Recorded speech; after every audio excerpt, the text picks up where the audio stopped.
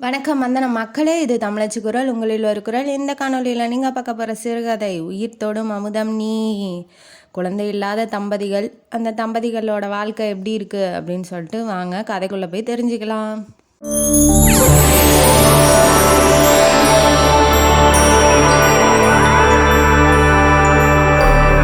இந்த கதையோட ஆரம்பத்தில் வயசான தம்பதிகளை இன்ட்ரடியூஸ் பண்ணுறாங்க. அவங்க பேர் சண்முகம், வைதேகி. அவங்க ஒரு கிராமத்தில் பண்ணையெல்லாம் பார்த்துக்கிட்டு தோட்டத்து வேலையெல்லாம் மேனேஜ் பண்ணிகிட்டு இருக்காங்க.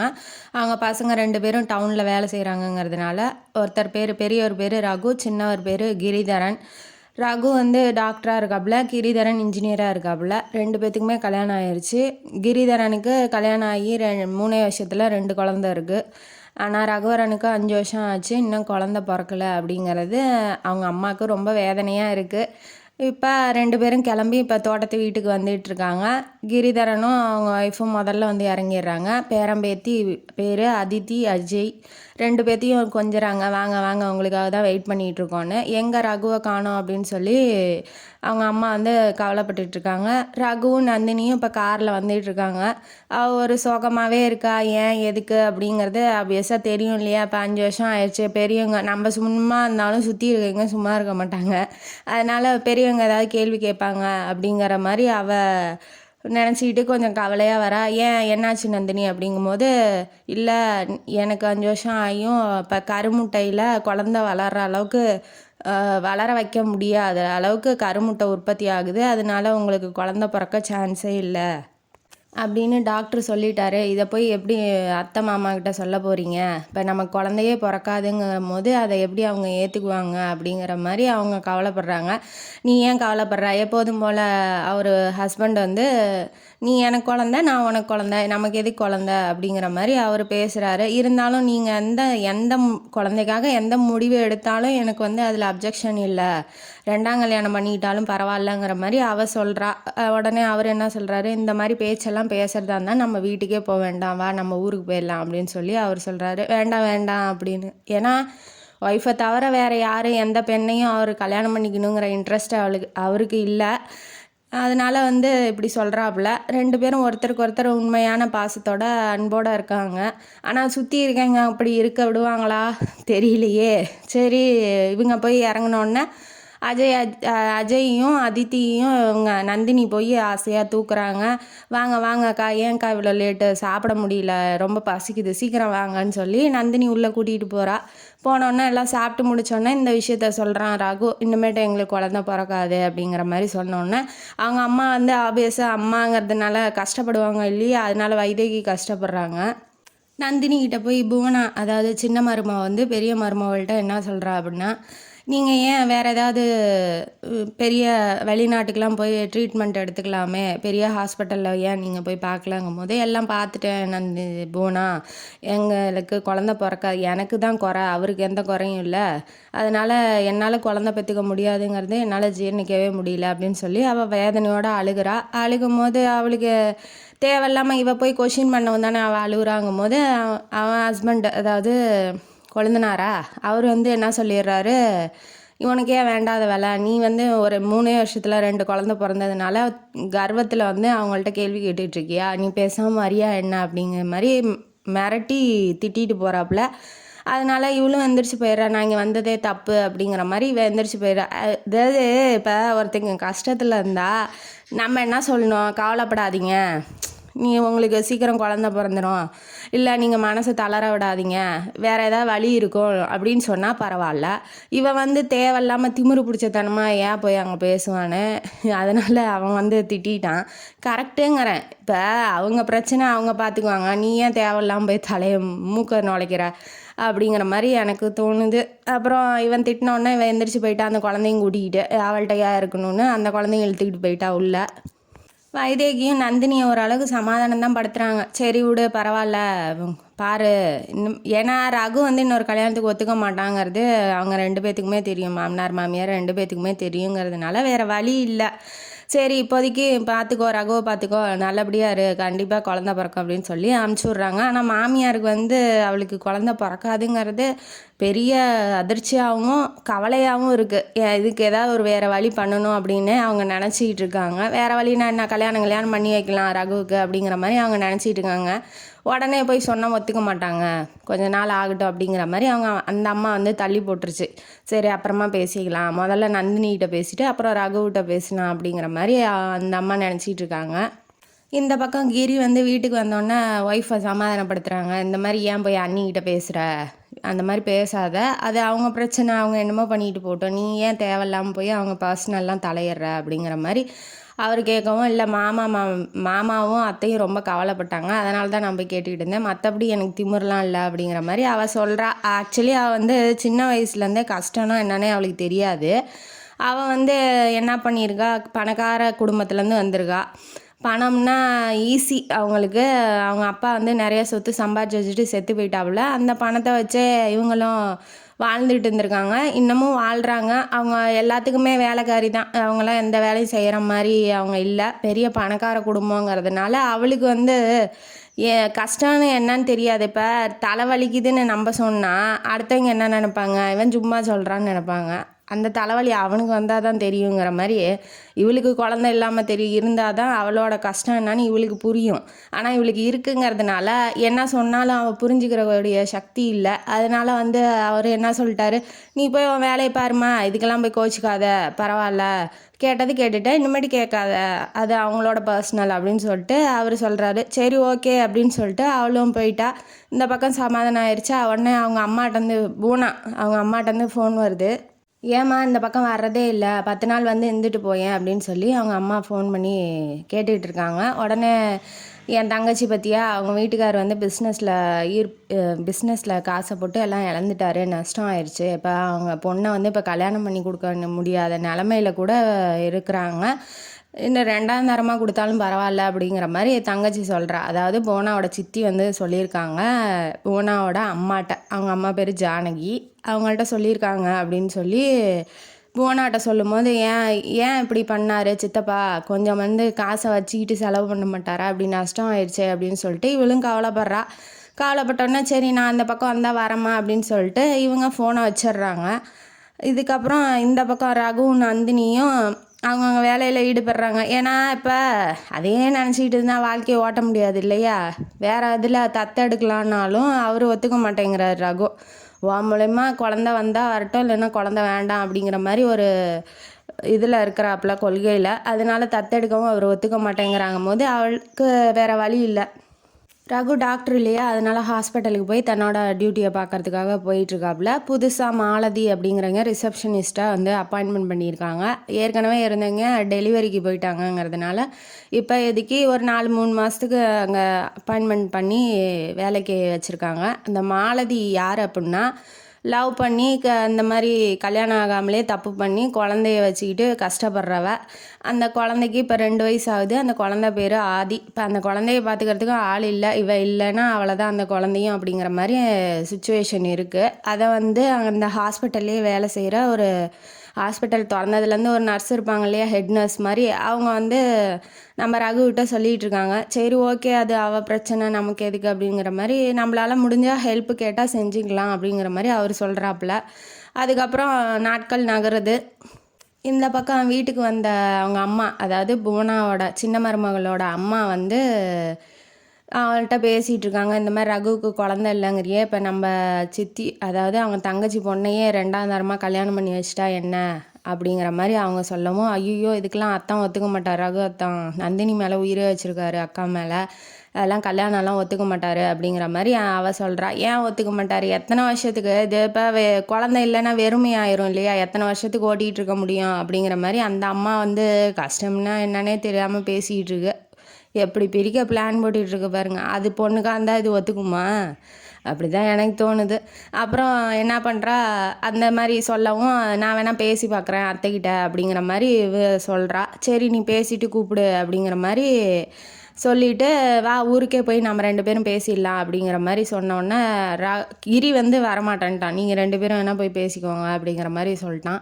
இவங்க 2 பேரும் இப்போ வந்து ஊருக்கு போய் அவங்கள்ட்ட இந்த மாதிரி சொல்லிகிட்டு இருக்காங்க. என்னோடய ஃப்ரெண்டோட தங்கச்சி குழந்தை இல்லாமல் இருந்தா அவளும் வந்து எத்தனை வருஷத்துக்கு தான் வந்து இப்படியே இருக்கிறதுன்னு சொல்லிட்டு இன்னொரு பொண்ணை பார்த்து அவளே கல்யாணம் பண்ணி வச்சிட்டா. இப்போ அடுத்த வருஷத்துலேயே ஒரு குழந்தையோட 2 பேரும் அந்த குழந்தைய அவளே பார்த்துக்கிறா. அந்த புதுசாக கல்யாணம் ஆனவ ஹஸ்பண்டை பார்த்துக்கிறா. இந்த மாதிரி வந்து வாழ்க்கையை விட்டு கொடுத்து வாழும்போது தான் வாழ்க்கை நல்லா இருக்கும் அப்படின்னு சொல்லி அந்த அம்மா வந்து ரகுவோட அம்மாட்ட ஊதி விட்டுட்டுருக்கு. அதாவது பிரச்சனையை பெருசாகிட்டு இருக்கு. இதை வந்து இது என்னன்னா இப்போ அவள் பொண்ணாக இருந்தால் இதை செய்வாளா அப்படிங்கிறது தான் என்னோட கேள்வி. அவங்கவுங்களுக்கு வந்தால் தானே தெரியும் அப்படிங்கிற மாதிரி. சரி அவள் ஏதோ சொல்லிகிட்டு இருக்கா. அங்கே போய் சொன்னோடனே அந்த அம்மா சும்மாவே கவலைப்படுதா. சரி இப்போ நந்தினிகிட்ட பேசணுமே என்ன பண்ணுறது அப்படிங்கிற மாதிரி அவங்க யோசிச்சுட்டு இருக்காங்க. இந்த பக்கம் மாலதி வந்து அந்த சாந்தி இருக்காங்க இல்லையா ஹெட் நர்ஸு, அவங்க வந்து பேசிகிட்டு இருக்காங்க. இந்த மாதிரி அவருக்கு வந்து ரொம்ப நாளாக குழந்தை இல்லை. பிற ஒரு குரூப்பாக உட்காந்து சாப்பிட்டுட்டு இருப்பாங்க இல்லையா லன்ச்சு, அந்த மாதிரி பேசிகிட்டு இருக்கும்போது டாக்டரை பற்றி பேசிகிட்டு இருக்காங்க. குரூப்பாக உட்காந்து பேசிகிட்டு இருக்கும்போது இந்த மாதிரி குழந்தை இல்லை, அவங்க அதாவது தம்பியோட குழந்தை, சின்ன தம்பி அதாவது கிரி இருக்கார் இல்லையா, அவருக்கு குழந்தையோட ஃபஸ்ட்டு பர்த்டேக்கு எங்களை எல்லாத்தையும் இன்வைட் பண்ணியிருந்தாங்க. அவங்க வீட்டில் தான் பர்த்டே கொண்டாடினாங்க. அந்த ஃபேமிலி ஃபோட்டோஸ்லாம் இருக்குது, வேணால் பார்க்குறீங்களா அப்படின்னு சொல்லி அந்த அம்மா சும்மா ஆப்வியஸாக கேஷுவலாக பேசிகிட்டு இருக்கும்போது காமிச்சிட்டு இருக்காங்க. அதை வந்து மாலதியும் பார்க்குறாங்கும் போது அவள் ஷாக்காகி அவள் மயக்கம் போட்டு விழுந்துட்டா. அவள் ஃபோட்டோவை காமிச்சதுக்கும் இவன் மயக்கம் போட்டதுக்கும் என்ன சம்மந்தம்னு அவளுக்கும் ஒன்றும் புரியல. அப்புறம் டாக்டர் வந்து செக் பண்ணிவிட்டு அவரை கொண்டு போய் வீட்டில் விட்டுட்டாங்க. இப்போ மாலதியோட ஃப்ரெண்டு விஜி அப்படிங்கிறவங்க இப்போ வராங்க. அந்த பொண்ணு என்ன சொல்லுது அப்படின்னா, நீ சொன்ன மாதிரியே பேசிட்டேன்டி, ஆஸ்திரேலியாவில் உன் ஃப்ரெண்டு வந்து ரெடியாக இருக்கா, அங்கேயே நீ வந்து அப்பாயின்மெண்ட் பண்ணி நர்ஸ் வேலை இருக்கும் இல்லையா, அங்கேயே போய் தங்கிக்கிற மாதிரி இருக்குது, திரும்ப இங்கே வர வேண்டாம். குழந்தைய இப்போ வந்து இன்னொருத்தங்கள்ட்ட அடாப்ட் பண்ணிக்கிறதுக்கும் நான் பேசிட்டேன் லாயர்கிட்ட. கனடாவில் வந்து ஒரு தம்பதி இருக்காங்க குழந்தை இல்லாமல், அவங்க வந்து இந்திய குழந்தையா வேணுங்கிறாங்க. அப்போ வந்து இந்த உன் குழந்தைய அங்கே அடாப்ட் பண்ணி கொடுத்துட்டு நீ ஆஸ்திரேலியாவுக்கு கிளம்பலாண்டி, பிரச்சனை எதுவும் இல்லை, என்னால் முடிஞ்ச உதவி இவ்வளோ தான் அப்படிங்கும்போது அவள் வந்து தேங்க்ஸ் சொல்கிறா, ரொம்ப தேங்க்ஸ் டி அப்படிங்கிற மாதிரி. இப்போ இவள் வந்து குழந்தைய அடாப்ட் பண்ணி கொடுத்துட்டு ஆஸ்திரேலியாவுக்கு போகிற மாதிரி இருக்குது. ஏன்னா இப்போ இவளால் அந்த குழந்தைய வச்சுட்டு எங்கேயும் போக முடியாதுங்கிறதுனால அவள் சுச்சுவேஷன் அப்படி இருக்குது. உடனே இவன் என்ன சொல்கிறா, பார்த்தேன்டி இன்னைக்கு என்னை ஏமாத்தினவனை பார்த்தேன், அது வேறு யாரும் இல்லை, இந்த டாக்டரோட தம்பி கிரிதரன் இருக்கான் இல்லையா, அவன் தான் வந்து அந்த அவளை ஏமாற்றி காதலிக்கிறத சொல்லி குழந்தையும் கொடுத்துட்டு ஓடினவன். கிரி வந்து கோயம்புத்தூரில் சைட்லாம் பார்த்துக்கிட்டு ஒரு சின்ன சின்ன வேலையெல்லாம் செஞ்சிகிட்டு இருக்கான். இப்போ பிகினிங்கிறதுனால அங்கேயே தங்கி ஹாஸ்டலில் தங்கி பார்த்துக்கிட்டு இருந்திருக்கான். அதுக்கு ஏற்ற மாதிரி பங்களாவில் வந்து வயசானவங்க வந்து கை கால் வராமல் இருக்காங்க, அவங்களுக்கு போய் நல்லது கெட்டது எல்லாம் பண்ணிக்கிட்டு அந்த பங்களாலேயே அவள் தங்கிட்டு இருக்கா. நம்ம மாலதி அவளை பார்த்தோன்னே அவங்க வந்து அவளுக்கு ஹெல்ப் பண்ணுறது, அதாவது நல்ல நல்ல துணி வாங்கி கொடுக்கறது, சாப்பாடு போடுறது, அங்கேயே அவளுக்கு யாரும் இல்லை அனாதைங்கிறதுனால அங்கேயே தங்க வச்சுருவாங்க. இங்கே என்னை பார்த்துக்கிட்டு அப்படிங்கிறதுனால அந்த வயசான அம்மா என்ன ஆச்சு, போயிட்டு வர்றதை பார்த்தோன்னே இவனுக்கு வந்து கிரிக்கு வந்து ரொம்ப பிடிச்சிருக்கு. இவன் எப்போ போகிறான் வரா அப்படிங்கிறத பார்த்துட்டு அவள் பின்னாடியே போய் துரத்திக்கிட்டு போய் நான் ஒன்று லவ் பண்ணுறேன் அப்படிங்கும் போது ஆப்வியஸாக அவள் அனாதையாக இருக்கா. சரி யாரோ ஒருத்தர் அன்பு காமிக்கும் போதே இவளும் அன்பில் விழுந்துடுறா. 2 பேரும் வந்து ஒருத்தருக்கு ஒருத்தர் காதலிக்கிறாங்க. இவன் வந்து ஊருக்கு கிளம்புற இப்போ டைம் வந்ததுனால இவன் போய் பேக் பண்ணிகிட்டு இருக்கான். அவன் ஃப்ரெண்டு வந்து என்ன சொல்கிறான், என்னடா மாலதி கூட பார்த்துக்கிட்டு இருந்தேன் அன்னைக்கு அப்படிங்கும்போது, அவள் வந்து அந்த வீட்டில் வேலை செய்கிறாடா, அவள் வீடு இல்லை அது, இவன் பணக்காரின்னு நினச்சி லவ் பண்ணியிருக்கான் கிரி, ஆனால் அவள் வீடு இல்லைடா அது, அவள் வந்து அங்கே வேலை செஞ்சிகிட்ருக்கா அப்படிங்கிற மாதிரி அவன் ஃப்ரெண்டு சொல்லவும் இவனுக்கு அந்த லவ்வே போயிடுச்சு. அதாவது பணத்துக்காக அந்த பிள்ளைய வந்து கல்யாணம் பண்ணிக்கலாம், லவ் பண்ணலாம் அப்படிங்கிற மாதிரி இவனோட தாட்ஸு. ஆனால் அவள் இப்போ இல்லைங்கும் போது இவன் வந்து மேட்ரை மட்டும் முடிச்சுட்டு நம்ம கிளம்பிக்கலாம் அப்படிங்கிற மாதிரி அவள் யோசித்து என்ன பண்ணுறான், ஊருக்கு போகிற சமயம் பார்த்து ரூமுக்கு வர சொல்லிட்டு, என்ன நீ நம்புறீல, எப்போதும் போல் டைலாகை போட்டு என்ன நீ நம்புறீல, நம்புனா வந்து நீ ஒன்றையே கொடு அப்படிங்கிற மாதிரி இவர் கேட்டிருக்காரு. அவங்க பெரிய தாராள கர்ண பிரபுங்கிறதுனால அந்த மாலதியும் என்ன பண்ணியிருக்கா, சரி லவ் பண்ணுறான், கேட்குறான், நம்ம நம்புகிறோம், கல்யாணம் பண்ணிக்கிறேங்கிறான் அப்படிங்கிற மாதிரி அவளும் தன்னையே கொடுத்துட்டு இவன் வந்து டிமுக்கி கொடுத்துட்டு ஓடிட்டான். அப்புறம் வயிற்றுல குழந்தையோட அந்த பிள்ளை படாத பாடுபட்டு அவங்க அடித்து துரத்திட்டாங்க. ஒழுக்கம் கெட்டவளுக்கெல்லாம் அந்த வீட்டில் இடம் இல்லை அப்படின்னு சொல்லி இத்தனை நாளாக சோறு போட்டு வளர்த்தவங்களும் துரத்தி விட்டுட்டாங்க. வேறு வழி இல்லாமல் வயிற்றுல குழந்தைய வச்சுக்கிட்டு கஷ்டப்பட்டு அந்த பக்கம் இந்த பக்கம் வேலை செஞ்சு இப்போ 2 வயசு குழந்தையோட அந்த ஆதிங்கிற ஒரு பையனோட கஷ்டப்பட்டுக்கிட்டு இருக்கா. இந்த கதையெல்லாம் இப்போ இவ ஃப்ரெண்டு வந்து தெரிஞ்சுக்கிட்டோன்னே, நீ ஏண்டி இவனை விடுற, போய் நேராக சட்டையை பிடிச்சி உன்னால தாண்டா என் வாழ்க்கை கெட்டுச்சுன்னு சொல்ல வேண்டியதானே அப்படிங்கிற மாதிரி அவள் கேட்குறா. இப்போ இவளுக்கு என்ன இதுன்னா, அவள் போய் சட்டையை பிடிச்சி கேட்டாலும் அங்கே ஒரு குடும்பம் இருக்குது, அந்த குடும்பம் நாசமாக போயிடும். இப்போ அவள் இப்போ ஆல்ரெடி பணக்காரி புவனா, அதாவது கிரியோட ஒய்ஃபு பணக்காரி. இவள் போய் எங்கள் வாழ்க்கைக்கு எடுத்துட்டான், இது குழந்த இருக்குன்னு சொன்னால் அவள் அவனோட வாழ மாட்டா, குழந்தைய தூக்கிட்டு ஓடிடுவா. இப்போ அந்த குழந்தையும் பிரிஞ்ச மாதிரி ஆயிரும். ஏன் நல்லா வாழ்கிற குடும்பத்தை நான் போய் பிரிப்பானே, நான் வந்து என்னை கை கழுவுனது அவன் விட்டது, கை கழுவி விட்டதாகவே இருக்கட்டும், நான் போய் தேவையில்லாமல் அவன்கிட்ட போய் எனக்கு வாழ்க்கை கொடுன்னு நான் கெஞ்ச விரும்பலை. அவனே விருப்பப்பட்டு விட்டுட்டு போயிட்டாங்கும் போது நான் ஏன் வழிகட்டாயம் பண்ணி அவன்கிட்ட வாழணும் அப்படிங்கிற மாதிரி அவள் சொல்கிறா. குழந்தைய என்ன பண்ண போகிற அப்படிங்கிற மாதிரி அவள் கேட்கும்போது, நான் வந்து அவங்க அண்ணனை கூப்பிட்டு உண்மை என்னன்னு சொல்லிவிட்டு அந்த குழந்தைய ஒப்படைச்சிடலான்னு இருக்கேன், அவங்களுக்கும் குழந்தை இல்லைங்கிறாங்கல்ல அப்படிங்கிற மாதிரி இவள் சொல்கிறா. மறுநாள் வந்து டாக்டருக்கு ஃபோன் பண்ணி வர சொல்கிறா.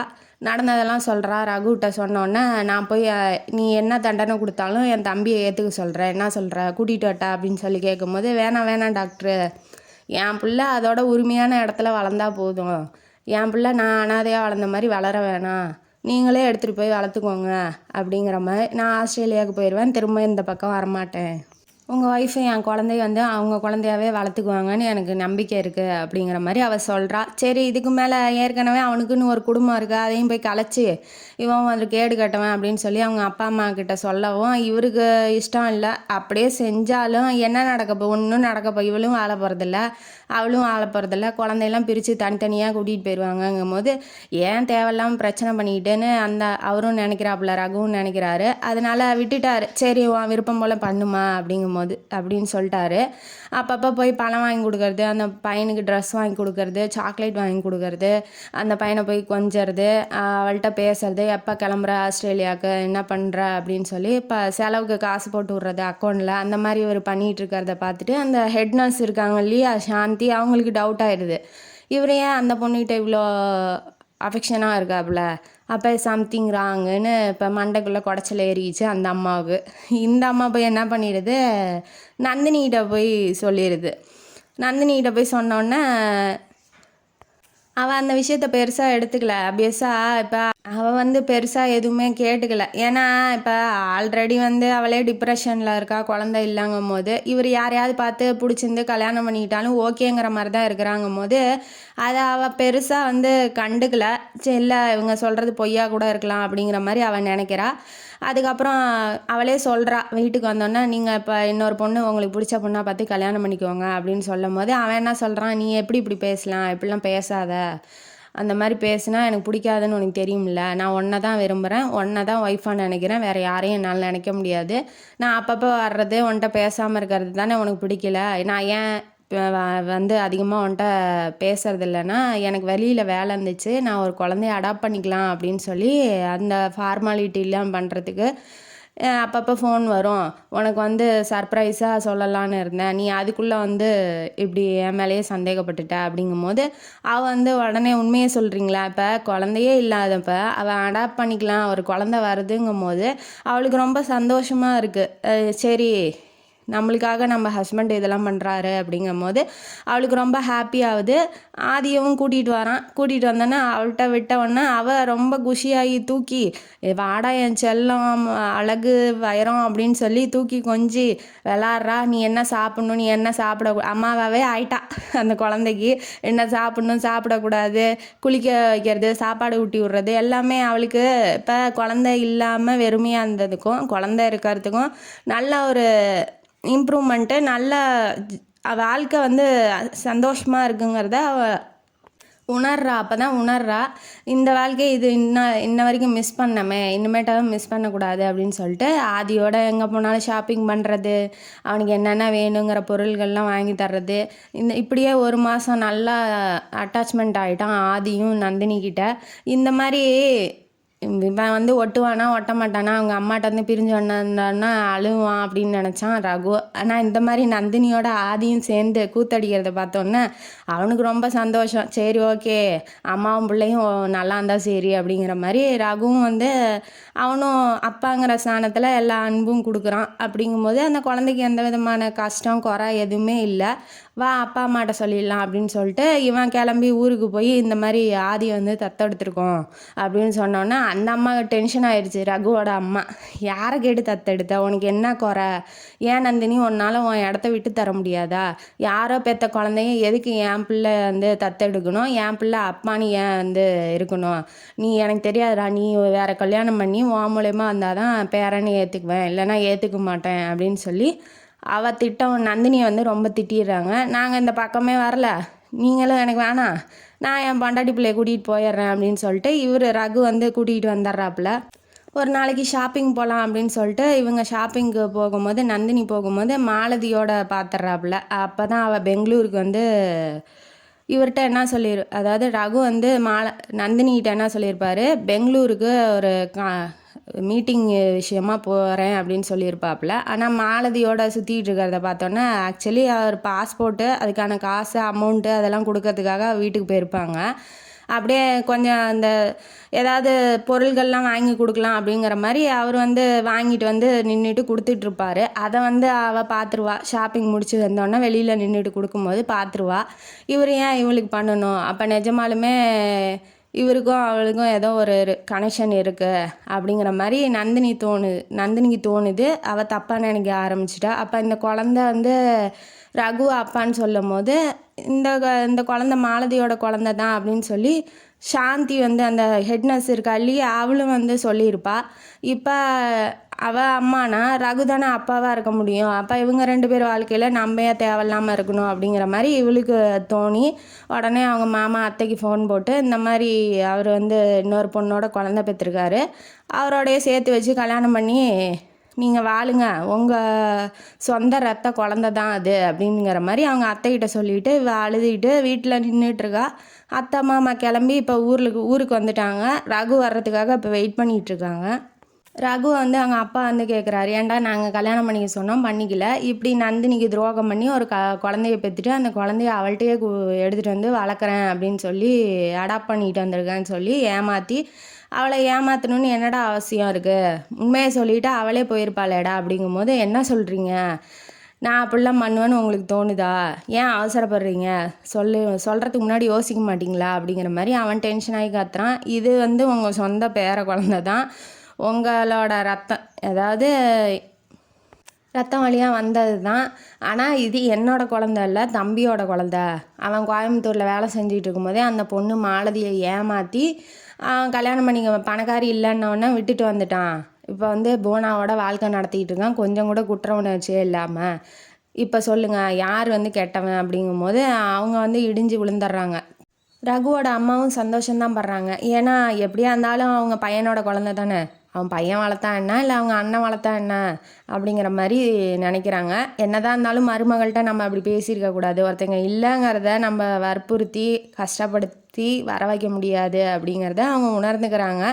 அதனால் நான் பேசினது தப்பு தான்மா, நான் ஒரு கெட்ட மாமியார், என்னை மன்னிச்சிரு அப்படிங்கிற மாதிரி அவங்க சொல்லும் போது, இல்லை உங்கள் சுச்சுவேஷனில் யாராக இருந்தாலும் அப்படி தான் பேசியிருப்பாங்க அப்படிங்கிற மாதிரி அவள் சொல்கிறா நந்தினி. உடனே வந்து ரகுகிட்ட வந்து நந்தினி மன்னிப்பு கேட்குறா. ரகுவும் நந்தினிகிட்ட மன்னிப்பு கேட்குறாப்புல. ஏன்னா இந்த உண்மையை முன்னாடியே சொல்லியிருந்தா இந்த மாதிரி சுச்சுவேஷனில் வந்து நின்றுக்க வேண்டிய அவசியம் இல்லையா. இப்போ பூனாவை எடுத்துக்கோங்க. மாலதி வந்து உண்மையை சொல்லி குழந்தை இவனோட தாங்கும் போது பூனா வந்து தன்னோட வாழ்க்கையை விட்டுட்டு போகிற மாதிரி தான் இருக்கும். அவங்க அம்மா வந்து இன்னொரு பொண்ணோட வாழ்க்கையை கெடுக்கிறதுக்கு முன்னாடி அவங்க பொண்ணோட வாழ்க்கையே கெட்டு போயிருக்கும். அதனால யாரோட வாழ்க்கையும் வந்து கெடுக்காதீங்க, நல்லது மட்டும் செய்யுங்க அப்படிங்கிறது இந்த கதையோட கருத்து. குழந்தை இல்லை அப்படிங்கிறது ஒரு பெரிய பாவம் இல்லை. எத்தனையோ குழந்தைங்க அம்மா அப்பா இல்லாமல் உலகத்தில் வாழ்கிறது இல்லையா.